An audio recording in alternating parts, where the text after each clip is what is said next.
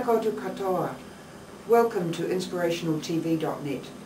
I'm sharing my coffee this morning with Barbara Gilray, who's the Director of Catholic Social Services in Wellington. She has welcomed me into her office. Lovely to be with you, Barbara. Nā mihi nui ki a koe, ko te wiki o te wea Māori tēnei, kia ora ki a koe. Thank you. I wonder, Barbara, if you could tell me a bit about yourself before we go any further. Well, I grew up in Gisborne, and went to school in Gisborne, and stayed in Gisborne. But my mum was Māori from the East Coast, from Hicks Bay. She married my dad at the end of the war, and grew up in a family, an immediate family of 4 girls. We all went through the convent school in Gisborne. We had had the Brown Joseph nuns.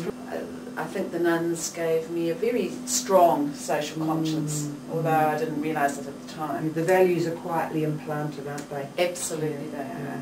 What made you decide to become a social worker?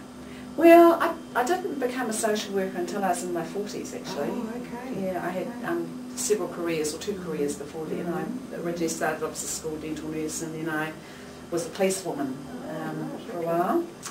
And in my 40s, we were living in Palmerston at the time, and I was trying to find a job, and I saw that they wanted social workers in child, youth and family, so I applied. I'd never been to university, but I quickly realised that I needed to get a framework for my work that I was doing. So they kindly paid for my university studies, so I was working full-time with 3 children and doing extramural studies. So then you graduate and you get a job at Child, Youth and Family as a social worker, but one day you decide to apply for Catholic Social Services job. What makes you make that change? Well, I worked for 14.5 years in Child, Youth and Family in a variety of positions. We'd moved to Wellington by that stage. And I didn't even know that there was a Catholic Social Services actually. But I saw the job advertised in the Dominion, it would have been about 3.5 years ago. So, I thought about it and discussed it with my husband. I thought, well, I'll throw in an application and I'll see what happens. So that's how I came to be here. All is fate. Yes, it is indeed. So as you work here in this environment in a Catholic agency helping people, what inspires you? What kind of turns you on? I think the thing that turns me on the most is the clients that we work with. I think the NGO sector in general deals with such a variety of people in the community who require help in such a wide variety of ways. And sometimes it's just seeing people move from where they are to the next step and the step after that that is extraordinarily satisfying.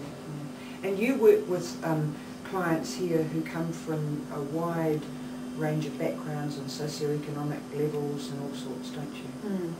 Yeah, and that's one of the joys, I guess, in working in a sector like this, is that you never know what or who's going to come through your door. And our relationships with the schools, I think, is very rewarding and satisfying. And when I look around the schools, particularly the schools in the eastern suburb, the enormous variety of different cultures that are now pulsing through our Catholic schools. It's just fantastic. It's exciting, isn't it? It's very exciting, just watching the changing demographics in New Zealand.